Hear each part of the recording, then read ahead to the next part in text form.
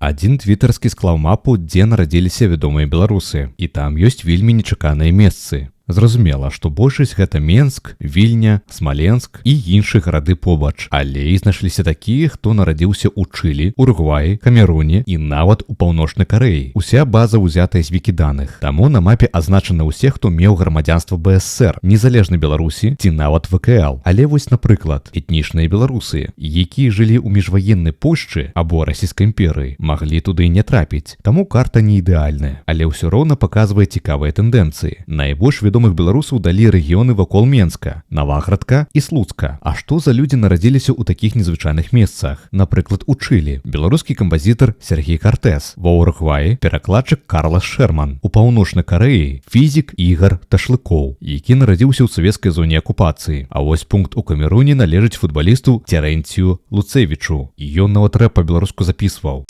Калі ў клубе чыксы танцуюць, горад ведае, з кім ён тусуе, сустракайце прама з Мінску. Цікава, праўда?